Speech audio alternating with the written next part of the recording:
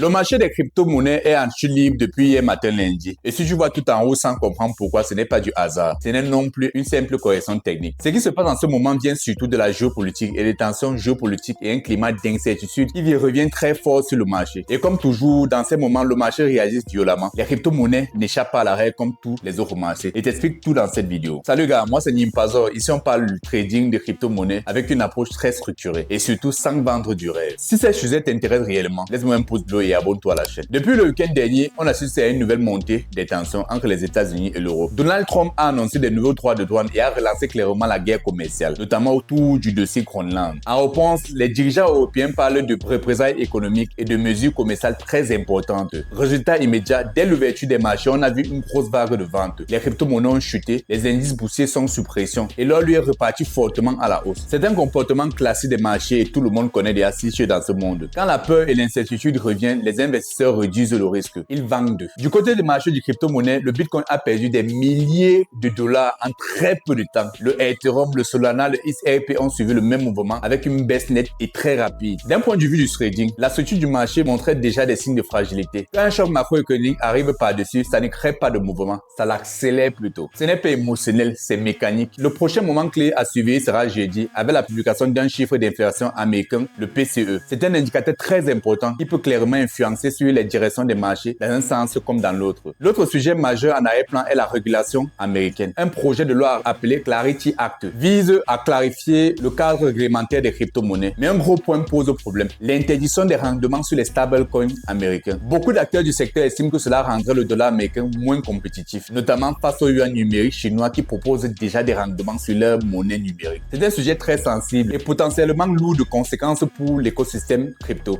Malgré tout cela, certains acteurs continuent à en acheter au maximum. MicroStrategy, par exemple, a récemment investi plus d'1 milliard de dollars en Bitcoin et pourra annoncer de nouveaux achats dans la semaine. Ça montre une chose, même dans un contexte tendu, certains restent positionnés sur le long terme. Maintenant, ce qui va se passer dans les prochaines heures et les prochains jours va être décisif. Est-ce que les tensions entre l'Europe et les États-Unis vont se calmer? Ou est-ce qu'au contraire, elles vont encore s'intensifier? On sait que Donald Trump est bien négocié, c'est son jeu. Mais on sait aussi qu'il aime faire monter la pression. S'il décide encore d'augmenter les tarifs douaniers, les marchés pourraient être à nouveau secoués. C'est pour ça qu'il faut rester attentif, ne pas réagir dans la panique et surtout suivre l'évolution de la situation jour après jour. Abonne-toi à la chaîne Nimpazor Crypto pour suivre ça de tout près.